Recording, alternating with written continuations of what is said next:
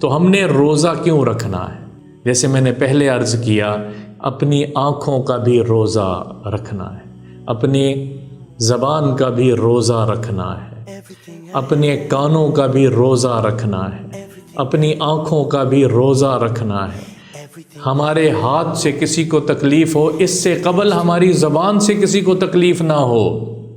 کتب علیکم الصیام کما کتب علی الذین من قبلکم لعلکم تتقون، یہ ایک آیت پوری انسانی زندگی کو بیان کر رہی ہے کہ روزے داروں غور سے سن لو، روزے رکھنے میں بے پناہ فوائد ہیں، دنیا کا بھی فائدہ ہے، اخروی بھی ہمیشہ ہمیشہ کا فائدہ ہے، اور روزے کی برکت سے اللہ مل رہا ہے۔ نبی پاک صلی اللہ تعالی علیہ وسلم کی امت پر رمضان پورے مہینے کے روزے فرض قرار دیے گئے۔ کتب علیکم الصیام کما کتب علی الذین من قبلکم۔ اس آیت کے نازل ہونے سے پہلے رمضان کے روزے فرض نہیں تھے، بلکہ نوافل روزے رکھے جاتے تھے۔ 2 ہجری میں جب یہ آیت نازل ہوئی تو اللہ نے روزے فرض کیے، خوبصورت اشارے کے ساتھ ایک وجہ بتائی کہ روزے کیوں رکھنا ضروری ہے، لعلکم تتقون۔ تو روزے کیا نتیجہ کیا ہے؟ روزے کا نتیجہ تقوی حاصل کرنا ہے۔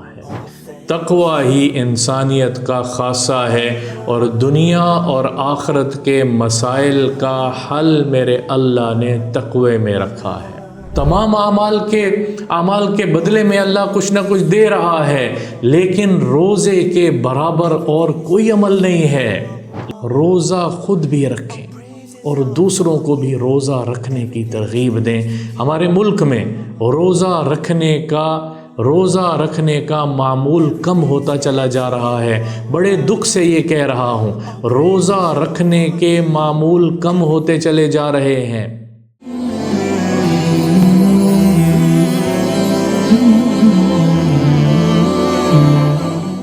الحمدللہ وحدہ والصلاة والسلام علی من لا نبی بعد، اما بعد فاعوذ باللہ من الشیطان الرجیم، بسم اللہ الرحمن الرحیم۔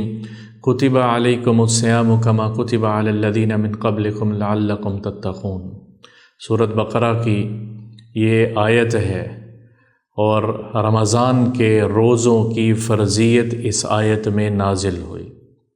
اللہ تعالیٰ اس آیت کو یا ایھا الذین آمنوا سے شروع کر رہا ہے۔ یا ایھا الذین آمنوا، اے ایمان والو، کتب علیکم الصیام کما کتب علی الذین من قبلکم لعلکم تتقون، اے ایمان والو غور سے سنو، تم پر روزے فرض کیے گئے جیسا کہ پچھلی امت پہ روزے فرض تھے، لعلکم تتقون، تاکہ تم تقوی والے بن جاؤ۔ اس آیت کے نازل ہونے سے پہلے رمضان کے روزے فرض نہیں تھے، بلکہ نوافل روزے رکھے جاتے تھے۔ 2 ہجری میں جب یہ آیت نازل ہوئی تو اللہ نے روزے فرض کیے، رمضان المبارک کے روزے فرض کیے۔ پہل روزے 8 پہر کا روزہ رکھا جاتا تھا، اور اس پہ ایک واقعہ موجود ہے۔ قیس بن سرمہ رضی اللہ تعالیٰ عنہ ایک صحابی ہیں، محنت کش، بڑی عمر کے صحابی تھے، محنت کش تھے، ہاتھ سے محنت کرتے تھے، روزہ رکھا ہوا تھا، اور روزہ رکھ کے گھر آئے ہیں افطار کے وقت، اور افطار کے وقت آ کر اپنی اہلیہ سے کہا کہ کچھ کھانے کے لیے ہے، اور ایک روایت میں کہ کھجور لے آؤ، نبیذ بنا کر لے آؤ تاکہ میں روزہ افطار کر لوں۔ اور روزہ یوں ہوا کرتا تھا کہ جب تک جاگ رہے ہیں کھا سکتے ہیں، اور جیسے ہی مغرب کے بعد اگر عشاء کے بعد سو گئے اور پھر اس کے بعد اٹھے تو اگلے دن کا روزہ شروع ہے، درمیان میں تو یہ ایک دن سے اگلے دن کا روزہ۔ تو یہ واپس آئے روزے کی حالت میں، انہوں نے کہا کہ کھانے کے لیے کچھ لے آؤ۔ اہلیہ کھجور لینے کے لیے جب گئی ہیں، واپس آئی تو تھکاوٹ کی وجہ سے افطار کا ٹائم ہو چکا تھا اور ان کو نیند آ گئی۔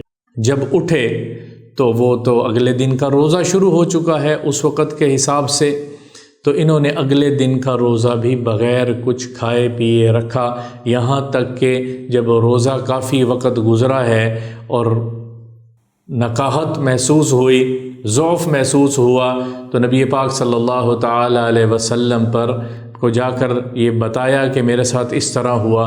میرے اللہ نے پھر روزے کے لیے سحری کا وقت اتارا، اور روزہ اب جیسا ابر چل رہا ہے اس روزے کو ختم کیا۔ اس ایک صحابی کی برکت سے ہمارے روزے میں رات کے کھانے پینے کو وہ حلال قرار دیا ہے۔ تو کتب علیکم الصیام کما کتب علی الذین من قبلکم لعلکم تتقون۔ روزہ ایک مشقت کی چیز ہے، کھانے پینے سے اپنے آپ کو روکنا ایک مشقت کی چیز ہے، اس لیے جب مشقت کو بیان کیا جا رہا ہے، قربان جائے میرے اللہ کے کلام کو کہ کس خوبصورت انداز سے قرآن کو بیان کیا جاتا ہے۔ مشقت کو بیان کر رہے ہیں، اور مشقت میں اگر آپ کے ساتھ بہت سارے لوگ شامل ہو جائیں اور ماضی میں بھی کچھ لوگ اس مشقت کو برداشت کر رہے ہوں تو وہ مشقت ہلکی محسوس ہوتی ہے۔ تو یہاں فرمایا کتب علیکم الصیام، مشکل کام ہے روزہ رکھنا، گرمی کے روزے لمبے ہوتے ہیں، پیاس شدت سے لگتی ہے، اور عرب میں گرمی شدید ہوتی ہے۔ اگرچہ آج کل ہمارے روزے تو ٹھنڈے وقت میں داخل ہو چکے ہیں، ان ایام میں روزے بہت زیادہ لمبے اور بہت گرم نہیں ہیں، لیکن پھر بھی روزہ ہی ہے، امساک ہے، رکنا ہے، اپنے آپ کو کھانے پینے سے روکنا ہے، شہوتوں سے روکنا ہے۔ تو کتب علیکم الصیام فرمایا، اور پھر فرمایا کما کتب علی الذین من قبلکم، تو یہ تسلی ایک طرح کی دی ہے کہ تم سے پہلی امتوں پر بھی روزہ فرض رہا ہے۔ یہ مشقت صرف اس امت کے لیے نہیں ہے، اس سے پہلے بھی امتوں پر روزہ فرق ہے۔ کیفیت کے اعتبار سے فرق تھا، اوقات کے اعتبار سے فرق تھا، تعداد کے اعتبار سے بھی فرق تھا۔ اس شریعت میں نبی پاک صلی اللہ تعالی علیہ وسلم کی امت پر رمضان پورے مہینے کے روزے فرض قرار دیے گئے۔ کتب علیکم الصیام کما کتب علی الذین من قبلکم۔ یہاں ایک خوبصورت اشارے کے ساتھ ایک وجہ بتائی کہ روزے کیوں رکھنا ضروری ہے، لعلکم تتقون۔ تو روزے کا نتیجہ کیا ہے؟ روزے کا نتیجہ تقوی حاصل کرنا ہے، روزے کا نتیجہ تقوی ہے، اور اگر تقوی حاصل نہیں ہو رہا تو نتیجہ پورا نہیں مل رہا۔ لعلکم تتقون، شاید تم متقی ہو جاؤ، اور یہاں لعلکم تاکید کے معنی میں ہے۔ اگر شریعت کے مطابق، سنت کے مطابق روزہ رکھا جائے گا تو یقیناً تقوی حاصل ہوگا۔ لعلکم تتقون، اور تقوی ہی انسانیت کا خاصہ ہے، تقوی ہی انسانیت کا خاصہ ہے، اور دنیا اور آخرت کے مسائل کا حل میرے اللہ نے تقوی میں رکھا ہے۔ من یتق اللہ یجعل لہ مخرجا ویرزقہ من حیث لا یحتسب۔ ایک اور آیت میں میرے اللہ کہتا ہے جو تقوی اختیار کرتا ہے ہم اس کے لیے ہر تنگی میں سے راستہ نکالیں گے، ہر پریشانی میں سے اس کو راستہ ملے گا، راحت ملے گی، چین ملے گا، اور ہم اس کے رزق کا مسئلہ وَيَرْزُقُهُ مِنْ حَيْثُ لَا يَحْتَسِبُ، اس کو ایسی جگہ سے رزق دیں گے کہ اس کا گمان ہی نہیں ہوگا۔ تو میری دنیا کے تمام مسائل کا حل گویا تقوی میں ہے۔ مَن يَتَّقِ اللَّهَ يَجْعَلْ لَهُ مَخْرَجًا مَن يَتَّقِ اللَّهَ يَجْعَلْ لَهُ مِنْ أَمْرِهِ يُسْرًا، ہم اس کے تمام کاموں کو آسان کریں گے۔ ایک اور آیت ہے، تمام کاموں کو آسان کریں گے جو تقوی اختیار کرے گا، جو تقوی اختیار کرے گا۔ اور تقوی پرہیزگاری کا نام ہے، تقوی اپنے آپ کو گناہوں سے روکنے کا نام ہے۔ اب خوبصورتی کے ساتھ یہاں روزہ بیان کیا گیا ہے، کتب علیکم الصیام، اور اس طرف تقوی بیان کیا گیا ہے۔ صیام کا لغوی معنی امساک ہے، روکنا ہے، رکنا ہے۔ کھانے پینے سے رکنا، شہوتوں سے رکنا، اپنے آپ کو کنٹرول کرنا، اللہ کے خوف سے اپنے آپ کو روکنا، اور تقوی کا بھی لغوی معنی پرہیز کرنا، پرہیزگاری، اور روکنا اپنے آپ کو، جو اللہ کے احکامات ہیں ان پر برداشت کر کے صبر کر کے جمے رہنا، نافرمانی سے اپنے آپ کو روکنا، گناہوں سے اپنے آپ کو روکنا۔ اور لسان العرب ایک لغت کی بڑی کتاب ہے، تقوی اس میں دشمن کی، کوئی بھی دشمن ہے اس سے آڑ لگانا، اس سے اپنے آپ کو بچانا، آڑ لگانے کے لیے کوئی رکاوٹ لگانا، اپنے آپ کو بچانے کے لیے کوئی رکاوٹ لگانا بھی اس کو تقوی کہتے ہیں۔ تو ہمارا دشمن شیطان ہے، شیطان سے اپنے آپ کو بچانا ہے، اور بچنے کے لیے صیام، کتب علیکم الصیام کما کتب علی الذین من قبلکم لعلکم تتقون، دو ابتدا اور انتہا، صوم امساک، رکنا، روکنا اپنے آپ کو گناہوں سے، اور تقوی بھی پرہیزگاری، روکنا، اور رکنے کے معنی میں ہے گویا روزہ سے تقوی ملتا ہے، اور تقوی سے روزے میں تقویت حاصل ہوتی ہے۔ تو ہم نے روزہ کیوں رکھنا ہے؟ جیسے میں نے پہلے عرض کیا، اپنی آنکھوں کا بھی روزہ رکھنا ہے، اپنی زبان کا بھی روزہ رکھنا ہے، اپنے کانوں کا بھی روزہ رکھنا ہے، اپنی آنکھوں کا بھی روزہ رکھنا ہے۔ ہمارے ہاتھ سے کسی کو تکلیف ہو، اس سے قبل ہماری زبان سے کسی کو تکلیف نہ ہو، ہماری آنکھ غلط نہ دیکھے، یہ بھی روزہ ہے۔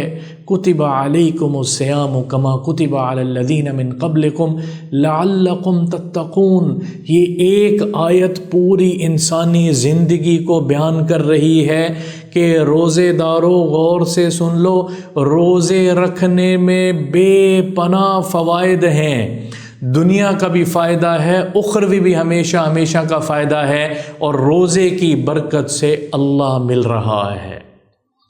تقوی سے کیا ملتا ہے؟ تقوی سے اللہ ملتا ہے، روزے سے اللہ کا تعلق ملتا ہے۔ کل عمل ابن آدم لہ الا الصوم، ابن آدم کے سارے اعمال اس کے لیے ہیں، اور روزہ اس کے لیے نہیں ہے۔ الصوم لی وانا اجزی بہ، روزہ میرے لیے ہے، روزہ میرے لیے ہے، اور اس کی جزا بھی میں دوں گا۔ ابن آدم کے باقی اعمال اس کے لیے ہیں، روزہ میرے لیے ہے، اور اس کی جزا میں خود دوں گا۔ اور ایک اور روایت میں الصوم لی وانا اجزی بہ، روزہ میرے لیے ہے اور اس کی جزا میں رب خود ملوں گا۔ اس کی جزا میں چیزیں نہیں ملیں گی، اس کی جزا میں جنت کا ملنا تو ہے ہی، لیکن سب سے بڑی نعمت روزے میں، روزے کا بدلہ میں خود ہوں، اللہ کہہ رہا ہے۔ فَإِنَّهُ لَا عِدْلَ لَهُ، تمام اعمال کے بدلے میں اللہ کچھ نہ کچھ دے رہا ہے، لیکن روزے کے برابر اور کوئی عمل نہیں ہے۔ لا عدل لہ، مثال لا مثل لہ، روزے کے برابر اور کوئی عمل نہیں ہے۔ روزہ خود بھی رکھیں اور دوسروں کو بھی روزہ رکھنے کی ترغیب دیں۔ ہمارے ملک میں روزہ رکھنے کا معمول کم ہوتا چلا جا رہا ہے، بڑے دکھ سے یہ کہہ رہا ہوں، روزہ رکھنے کے معمول کم ہوتے چلے جا رہے ہیں۔ اور وہاں صحابیات کیا فرماتی ہیں کہ ہمارے تو چھوٹے بچے بھی ہم ان کو روزہ رکھوا دیا کرتے تھے، اور جب وہ روزے کی حالت میں ان کو بھوک لگتی تھی اور روتے تھے تو ان کو مٹی کے کچھ کھلونے بنا کے ان کو دے دیتے تھے تاکہ وہ روزہ رکھیں، روزہ رکھنے کی عادت بنائیں، گھروں میں ماحول بنائیں، کھانے پینے کا ماحول نہ بنائیں رمضان میں۔ گھروں میں جو کوئی رہتا ہے، جو بالغ مرد عورت موجود ہے، اس کو روزہ رکھوائیں اور روزہ رکھنے کی ترغیب دیں۔ ہاں، مریض کے لیے اللہ نے گنجائش دی ہے، وہ آگے چل کے مختلف آیات میں جب اس بیان کو آگے لے کے چلیں گے تو اس میں بیان کریں گے۔ اللہ تعالیٰ مجھے اور آپ کو ہمیں روزے کی، رمضان کی برکات سے نوازے۔ السلام علیکم ورحمۃ اللہ وبرکاتہ۔